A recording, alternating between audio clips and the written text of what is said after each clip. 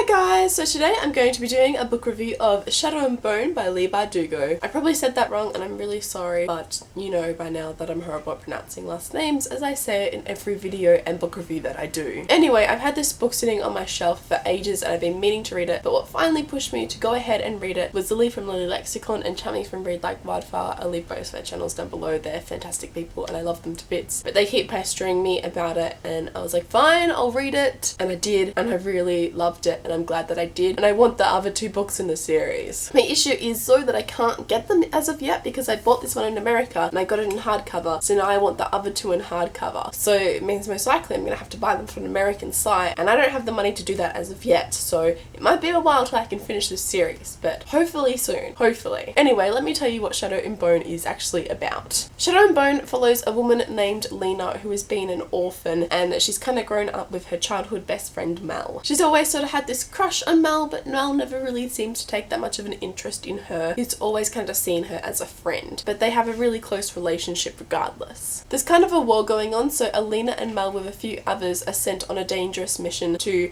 like get rid of these monsters, I believe. But on the way there, they're attacked and all hope is pretty much lost. It looks like they're gonna die. Then Alina kind of produces this kind of power that she never knew she had and saves them all. Afterwards, Alina is told that this power is something that people have been waiting for someone to produce this sort of power, and that she has the ability to save the world. She's especially what the certain creature, the Darkling, has been looking for. So she's kind of thrown into this world of politics and having a power that she never knew she possessed, and learning about upper class societies and where she kind of fits into this. She used to be an orphan and now she's seen as one of the most important people. It's just kind of a big deal for her, and all the while Mel is just not really talking to her. I'm not going to give too much else away, but if it does sound interesting to you, I would recommend picking it up. I probably did a pretty shit job of explaining it, but it was really good and I really enjoyed it. First off, I know that all of BookTube and everybody and their mother love the Darkling. I've heard that he's a bad character. Like, these are what I knew about Shadow and Bone, that everyone loves the Darkling, but he's a bad character. Now, I'm assuming that in later books that changes or something, but I don't know, that's what I've heard before going into this book. That's what I knew. And whenever I pictured the Darkling, this is what I pictured. I pictured this. So this image right here, which hopefully I have up, this will actually be my first image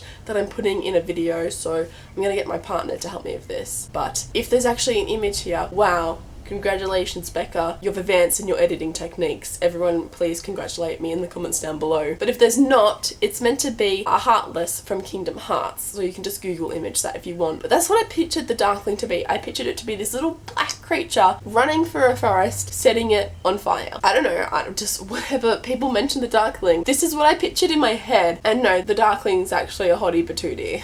Like, nothing like I pictured. So I don't know how I got that image in it, but even now, I still picture a little Darkling, little black creature running around on the forest setting it on fire. Don't ask me how my mind works, it just works like that. So far, I'm not on board the Team Darkling ship. Was for a certain point, but then that kind of changed as something happened. And yeah, just not on board the Darkling ship. I'm not going to spoil anything, but you never know, that might change in later books. Mel is, okay, he's definitely a Gale, but I think he could change and become more than a Gale. If you don't know what I mean by Gale, basically, Gale is from the Hunger Games. What I mean when I say someone is a Gale is that they're annoying and they have no chance with the girl, but they try anyway, and then they complain, and they're just a complainer.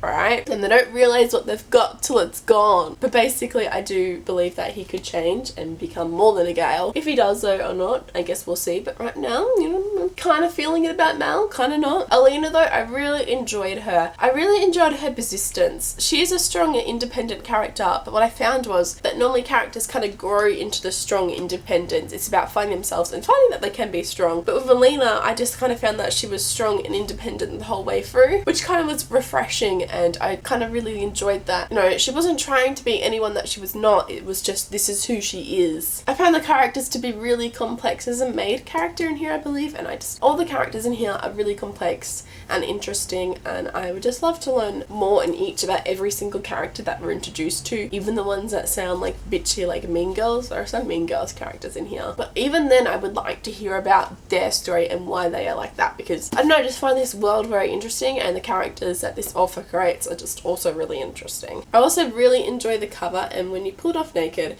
Actually, I don't know what it looks like naked. Let's have a look. It was like undressing my books. It's okay. Do you know, I used to have this thing where I wanted all my books just to be like this. But now, as I've been on BookTube and I've progressed, I've kind of started to really appreciate a cover like this more. And now I think I actually prefer covers like this. I don't want, you know, books like that. I actually kind of like them like this. So yeah, I don't know why I'm rambling on about that. I'm still sick, so that's the thing that's happening. I'm rambling. Anyway, I really enjoyed Shadow and Bone. I can't wait to continue on with the rest of the series. I'm definitely rating this one a 4 out of 5 stars. I really can't wait to see where the series goes. Like this video if you liked it, subscribe if you'd like to see more book related videos from me, and I'll see you next time. Okay, bye!